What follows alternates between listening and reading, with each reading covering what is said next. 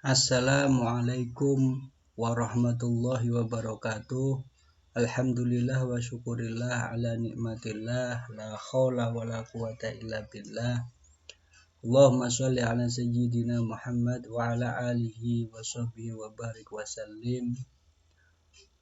Rabbi surah li sadri wa yassir li amri wa hlul 'uqdatam min lisani yafqahu qawli.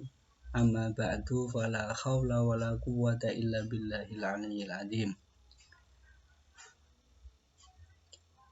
Alhamdulillah wa syukurillah, pada kesempatan kali ini saya akan menyampaikan pengantar perkuliahan kaligrafi, yang mana pada kesempatan yang lalu kita sudah mengetahui tentang materi-materi yang akan kita pelajari pada perkuliahan kaligrafi ini.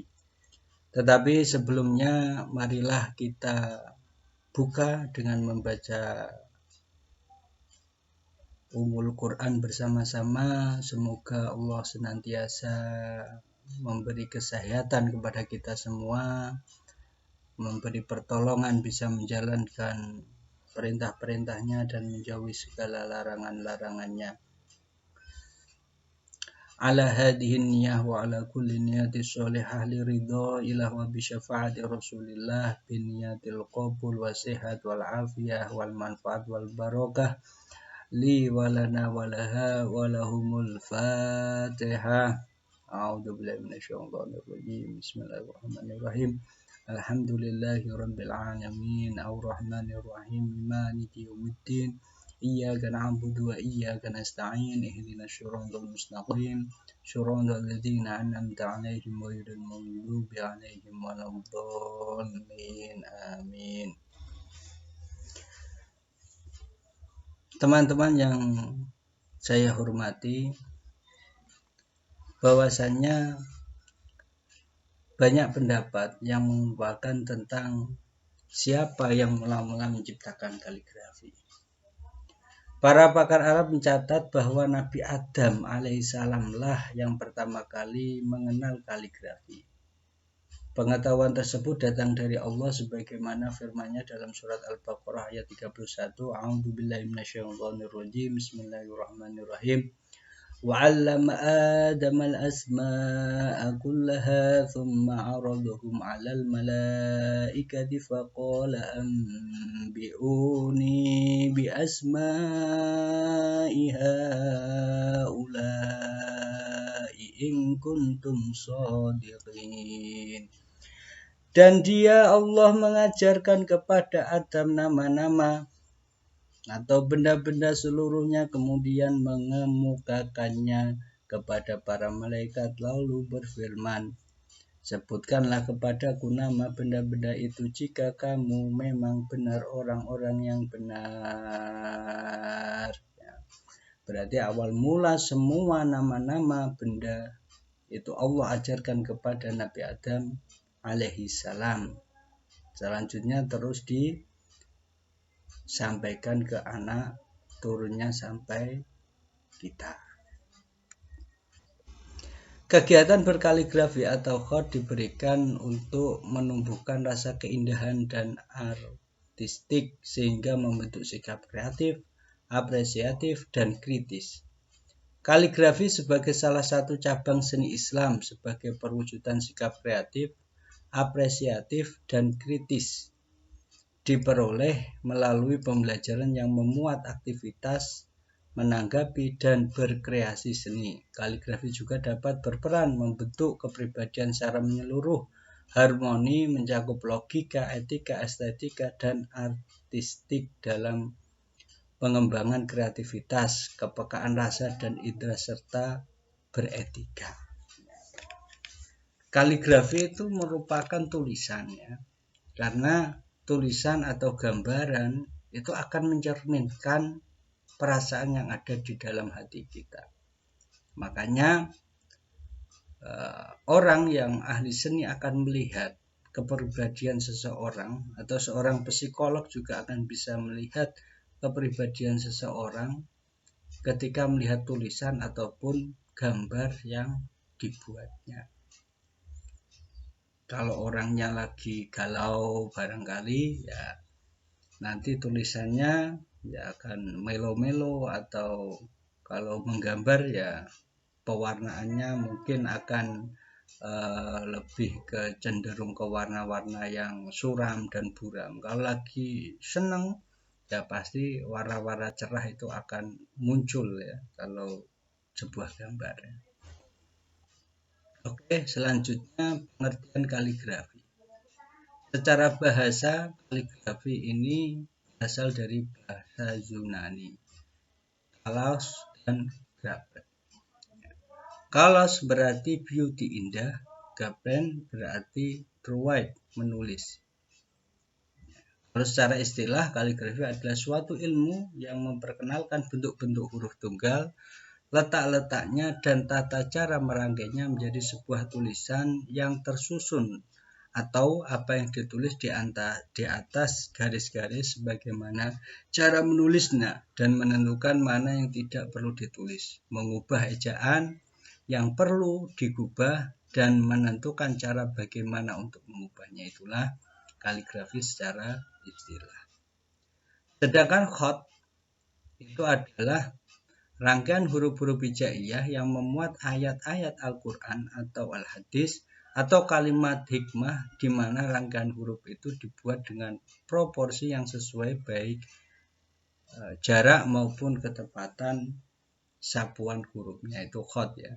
Jadi kalau kaligrafi itu umum, kalau khat itu khusus pada huruf-huruf hijaiyah atau huruf-huruf Arab. Makanya ada kaligrafi Latin ya, ada yang Arab. Kalau yang Arab itu namanya khat. Ini perbedaannya ya. Ini perbedaan secara sederhana. Kaligrafi seni melukis indah huruf-huruf Arab. Kalau khat jenis tulisan indah. Karena kalau orang ngomong kaligrafi itu biasanya, ya mohon maaf yang tadi sudah saya sampaikan, kaligrafi itu lebih umum, tetapi ketika orang ngomong kaligrafi pasti mindset kita itu akan tertuju pada huruf-huruf Arab ya. Khat jenis-jenis tulisan indah ya. Jadi kalau secara spesifik kaligrafi itu seni melukisnya, kalau khat itu jenis-jenis tulisannya ya, ini ya. Walaupun kaligrafi yang pada awal tadi saya sampaikan bahwasanya kaligrafi itu lebih umum daripada khat, tapi kalau khusus di tulisan Arab, kaligrafi itu ya seni melukis indahnya ya, ada ornamen-ornamen dan lain sebagainya. Sedangkan khat itu jenis-jenis tulisannya, nanti akan saya paparkan. Ruang lingkup pembelajaran, pengetahuan dasar menulis indah. Ini ruang lingkup pembelajaran kaligrafi. Biasanya pengetahuan dasar menulis indah Arab, terutama jenis naskhi, penulisan naskah, dan beberapa jenis khat. Ini ya. Praktek pewarnaan bentuk karya untuk menarik daya motorik.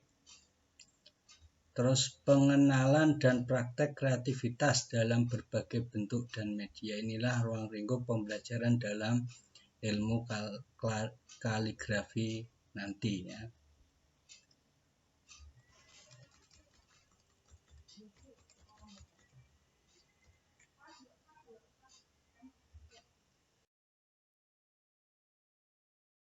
Ini adalah contoh tulisan atau gaya khat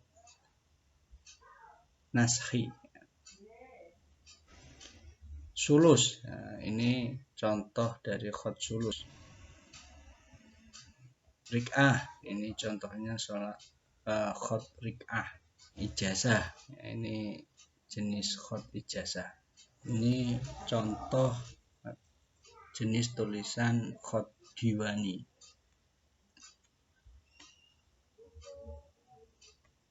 Contoh khat diwani jali. Kalau diwani tadi itu tidak ada harokat, kalau diwani jali melimpah sekali harokatnya. Ini contoh kufi ya. Ini contoh dari jenis khat kufi. Nah, ini bisa dilihat ini secara menyeluruh ya, jenis-jenis khot, kufi, sulus, ya, farisi, diwani jali. Ini ada, nanti akan ada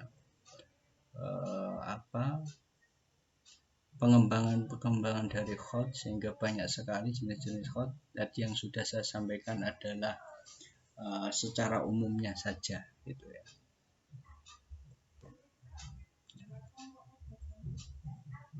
Menurut Ibnu Khaldun tentang khot adalah ini ya, rosmun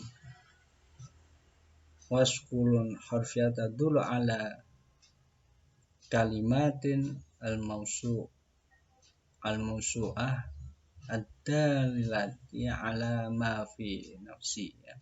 Gambar dan bentuk huruf yang menunjukkan atas kata-kata yang didengar yang merupakan ungkapan atas apa yang tersimpan di hati. Jadi menurut Ibnu Khaldun bahwasanya gambar dan bentuk huruf itu menunjukkan atas kata-kata yang didengar yang merupakan ungkapan atas apa yang tersimpan di dalam hati. Ya, jadi tulisan itu menunjukkan bahwasanya hati kamu ya seperti itu, ungkapan hati kamu. Kalau Sandi dalam kitab Syubhanul Asya berkata, khot menunjukkan pada lafaz dan lafaz menunjukkan isi hati. Khot menunjukkan makna diam yang mampu mengirimkan pesan kepada orang yang melihat meskipun ia diam terpaku. Nah, itulah tulisan ya. Jadi kalau kalian kok menyukai seseorang tetapi tidak bisa mengungkapkan dengan kata-kata, bisa dituliskan ya, melalui surat nanti dikirimkan, karena khot itu menunjukkan makna diam ya, tulisan itu yang menunjukkan apa yang tersirat di dalam hati kita. Begitu kira-kira yang bisa saya sampaikan ya, pada pertemuan kali ini. Semoga ada manfaatnya ya, kurang lebih mohon maaf. Silahkan nanti direview, silahkan nanti dicatat baik-baik ya, tentang poin-poin yang